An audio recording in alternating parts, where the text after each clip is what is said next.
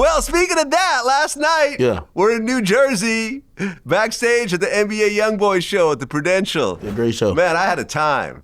Thank you so much for inviting me, because I don't usually go out. So it's like when everyone saw me, they all like were like bugging out, like, oh shit, Vlad is out. Yeah. I got so much love, not only from all the artists backstage to the fans. I took a million photos. I was getting interviewed as I'm leaving the venue. It was just a great night, man. Hey, I want to also thank NBA's team. Yeah. His team really opened their arm, because I didn't tell them until I was there. I was like, yo, hey, listen, I'm having a guest, come, and I want him to be back here and, kind of, because they roll the red carpet out for me all the time, But at this point, it's like a couple times you come over, you don't open the fridge, you're like, hey, you have something to drink. Now when I'm at NBA YoungBoy concert, I'm in the fridge in my drawers. I'm like, yo, what's up? Like, I'm heating stuff up in the microwave. So I wanted them to give you a pleasant experience. Like, this is your first time there. Like, you're meeting some of these people. I want to make sure, so I gave them the heads up and make sure everybody's polite and this and third, because you're a big deal in the media world, a world that we all work together. And they were like, oh, Vlad, of course, like, yo, tell them to come through. They was making calls to be like, yo, we got to have these people come meet them. We want to show them a good time, and I'm glad you had a good time. Well, and to be fair, I've already kind of been in the mix with some of their people. Yeah. Me and Quando Rondo have done multiple interviews. I flew to Savannah, Georgia to interview him in person. I didn't even know you did an interview with 3. Yeah, OG3 I've interviewed before. And Lil Tim, who was there, I've interviewed also. Yeah, Lil Tim's just on tour. Like, you were shocked by that. Yeah, I mean, he was there. That was the first time me and him met in person. Yeah. Right? That was kind of cool, because it was like, oh shit, what up, Tim? Yeah. But I think the highlight of my night, me and Birdman had been speaking for 2 years on a regular basis. Like, every month or two, I'll text him, he'll hit me back, or he'll hit me, we'll get on the phone, we're talking about doing an interview, he's down with it, he brought up the idea, but it never happened, whatever else. But for the first time, we were in the same room, and we'll play a little clip, and when he saw me, right, because you didn't tell him I was coming. No, I ain't we showed up to the tour bus, he walks in, he's like, yo, is that who I think it is? Is that who I think it is? Don't tell me who that. Don't. I heard y'all never met. Don't tell me that's who that is. Shit, I heard y'all talk to the phone. Yeah, that's him. Vlad, how you doing, brother? 2 years ago. Yo, this is the first time I met in person? That's the first time we ever met. We just hugged it out. Yeah. And to me, Birdman is the greatest hip-hop CEO of all time in terms of pure hip-hop. I've been calling him Phil Jackson.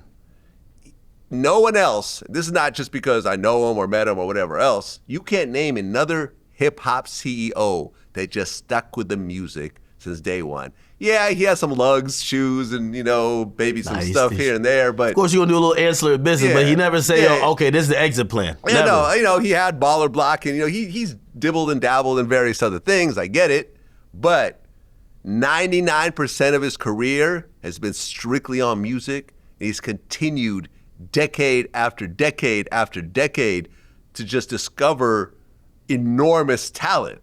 Yeah.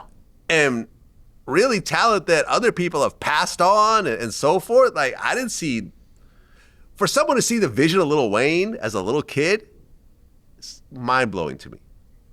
Right? Birdman he's a cheat code. You can't really explain him. He's a cheat code, yeah. Birdman will see the talent in you.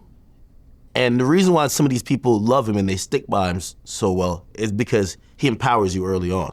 Like, he'll see it and he won't be like, let me wait. He'll tell you, yo, you're the man. Yo, whatever you want to do, let's do it now. Like, fuck these other people. That's what we're doing. And sometimes it might seem premature, but he sees where the play is going to go. So when later on, when you're a bigger artist or you're in a way, like, you're gonna have like almost like this genuine like love, and you wanna like, and here's the thing too, most of the times, at least at first when he's embracing you, there's no contracts involved. So when someone is like, they're looking at you before you even fully believe in yourself, he's empowering you, and yeah, of course, but he has a really good eye for talent.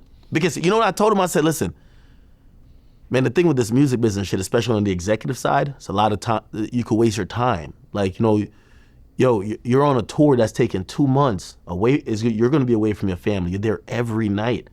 Like, imagine if it's all for nothing. Now, obviously, in this case, it wouldn't be, but like, you know, he's that type of person where if he met an artist and that artist was like, hey, listen, yeah, we're not doing arenas, but we're doing these smaller venues, or I'm working on making music, he'll gonna come to the studio and rock with you. And for me, I'm like, we have finite amount of time on this earth. And for the choices that he's made to always spend those times cultivating the right relationships and picking the right artists to invest in, and when I'm saying invest in time, it's Phil Jackson. Yeah, I agree. And you know, during our conversation, well, really it was the conversation between you and him. I was just kind of sitting and watching. Oh, we're all there, right? man. It was interesting. I mean, he said he's gotten 1 trillion streams. Bro, I did 1 trillion streams, nothing. 1 trillion streams. Got Drake, Nicki, all that. I did 1 trillion streams. I'm trying to think how many zeros that is. Bro, we can't even count that. Yeah. 1 trillion streams.